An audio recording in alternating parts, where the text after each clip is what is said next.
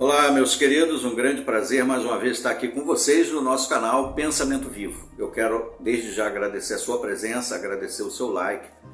Você que ainda não se inscreveu está sendo convidado a inscrever-se aqui no canal, para que nós possamos juntos continuar aqui a nossa jornada de análise, de observações, ponderações, onde muitas vezes fazemos algumas análises críticas sobre algumas doutrinas e regras, e estamos seguindo aí esse caminho. Queremos lembrar sempre que não é o objetivo aqui dizer que você não deva seguir nenhuma denominação religiosa, é problema seu, você que decide. Não estamos aqui tentando fazer a sua cabeça sobre isso. Se você quiser entrar para alguma religião, entre. Se você quiser continuar onde você está, você continue. Se você quiser sair de onde você está, você saia.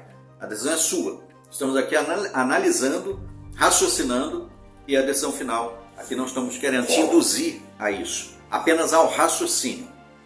E o raciocínio de agora é sobre a questão da forma como se trata os ex-membros. Esse é um tema muito debatido aqui no canal e em muitos outros canais, e em muitos tribunais, inclusive, muitas pessoas ainda discutem esse assunto de denominações religiosas que ostracizam os ex-membros, aqueles que saíram das suas fileiras de membros, de adeptos, em diversas denominações religiosas, principalmente aquelas que são consideradas seitas. Entende? Tanto é que esse assunto é um assunto discutido que está também em julgamento em diversos países. Diversos países estão caçando, cortando os registros de religião de diversas denominações que se dizem cristãs, inclusive, mas que destratam os ex-membros, discriminam aqueles que saíram das suas fileiras, cortam laços, incentivam os membros, inclusive parentes, a cortar os laços com aqueles que saem das suas paredes como membros. E aí nós vamos raciocinar aqui, né? Poderíamos nem precisávamos pegar a Bíblia para falar disso, porque esse é um assunto já dentro dos direitos humanos. É um assunto que somente pelos direitos humanos, pelo bom senso de um cidadão que tem coração e raciocínio, já daria para chegar à conclusão de que isso está totalmente fora do contexto racional e humano. Mas como muitas denominações religiosas utilizam a Bíblia para justificar tamanha atrocidade para com o ser humano, nós vamos então pegar a mesma Bíblia e também vamos raciocinar contra esse raciocínio que eles utilizam. Vamos lá. Principal texto utilizado para esse tipo de doutrina, para esse tipo de tratamento. De tratamento em que incide? São duas características de pessoas que são discriminadas quando saem de uma denominação religiosa. São aqueles que são expulsos pela denominação religiosa porque, segundo eles, violou algumas dos seus estatutos, das suas doutrinas, das suas regras.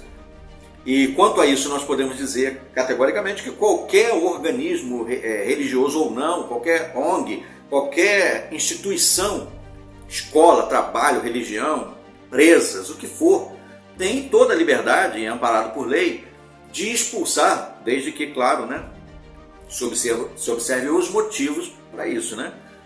Para expulsar qualquer um que não atinja os seus objetivos, desde que tal objetivo não seja discriminatório.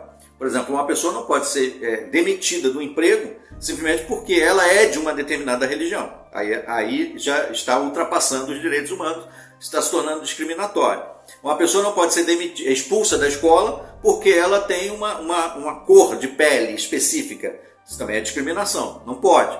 Ela pode expulsar o aluno porque o aluno agrediu um colega, porque ele, digamos assim, violou o código, né, de conduta da escola. Entendeu? Que é comum para todas as pessoas. Agora, quando é algo direcionado a ele, porque ele é daquela tribo, daquela raça, daquele país, daquela religião, daquela cultura, daquele tamanho, daquela classe social, aí já se torna discriminatório. Deu para entender a diferença? Tem diferença. Da mesma forma, a religião.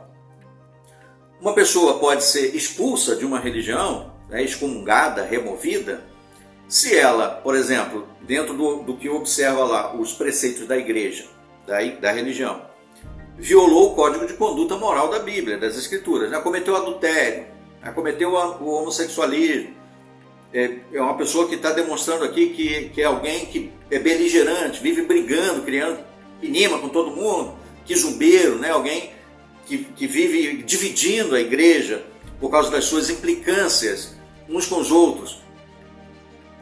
Tudo isso aí, beleza, a igreja tem a liberdade. Ela não pode fazer isso por quê?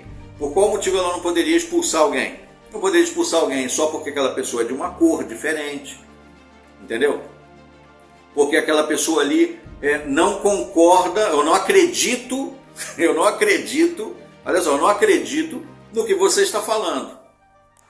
Eu posso não acreditar, isso é uma decisão minha, está na minha cabeça. Em que eu acredito é uma decisão minha. Ninguém pode mandar no que eu acredito. Eu tenho a liberdade de pensar, eu tenho a liberdade de discordar. Agora é lógico que também eu não vou, eu não tenho a liberdade de chegar e colocar as pessoas contra a liderança. Eu não tenho poder, não posso fazer isso. Porque também eu estaria criando um tumulto dentro daquela região, daquela igreja. Até aí tudo bem. Por exemplo, eu fui expulso de uma denominação religiosa, da Sociedade Torre de Vigia das Testemunhas de Jeová. Discordei de um monte de coisa, não fui a favor, não usava a tribuna enquanto eu tinha cargo de autoridade para promover meus pensamentos, mas simplesmente aquilo que a Bíblia ensinava. Ficava apenas no que a Bíblia ensinava, não passava nem o que eles pensavam, nem o que eu pensava, passava apenas o que a Bíblia ensina, puramente. No meu particular, eu tinha liberdade de conversar com um ou com outro na minha casa, enquanto eu andava pela rua, tenho a liberdade de fazer isso. Eu sou amparado por lei para fazer isso. Mas se eu ficasse fomentando na igreja, colocando as pessoas contra a autoridade da igreja, aí é óbvio que eu estaria causando divisões. Não foi esse o meu caso, mas mesmo assim eles me caracterizaram como sendo assim, simplesmente porque eu discordei de algumas coisas. Mas até aí, tudo bem, a interpretação deles pode exagerar do jeito que eles quiserem. Como não tinha como refutar nada do que eu abordei, o mais fácil mesmo, o mais cômodo era me tirar dali do que tentar me convencer do contrário.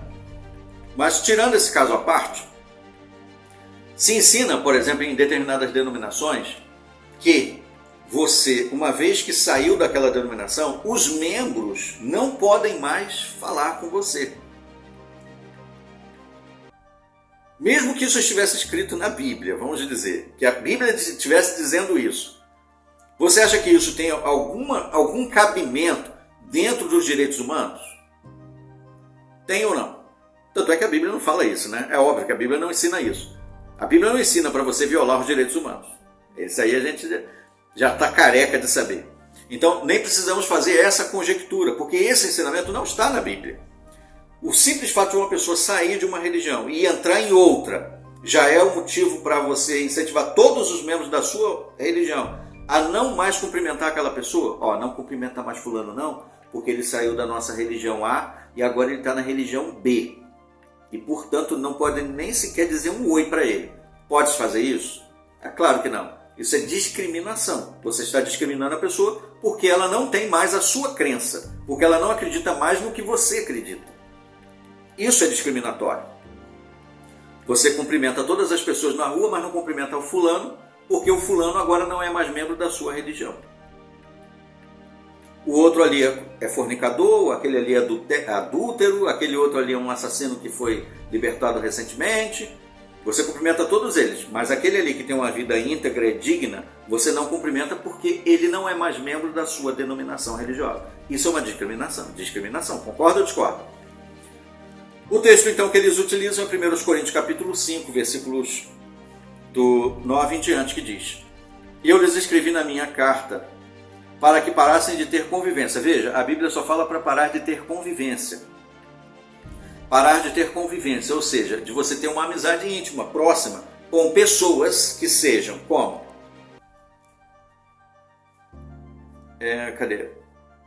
Com os que praticam imoralidade sexual. Mas vejam, não querendo dizer toda a convivência com as pessoas deste mundo que praticam imoralidade sexual ou com os gananciosos, extorsores ou idólatras. Neste caso, vocês teriam realmente de sair do mundo.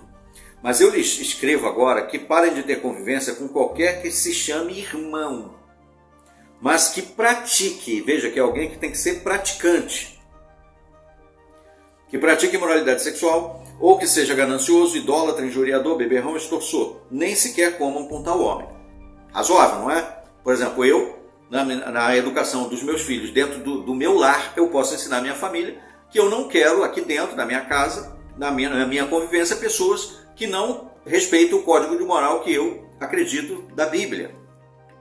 Pessoas imorais, pessoas que sejam bandidos, beberrões, gananciosos, pessoas dessa estirpe. Eu não quero na minha convivência. Agora, significa isso que eu vou ensinar minha família a nem sequer cumprimentar a pessoa na rua?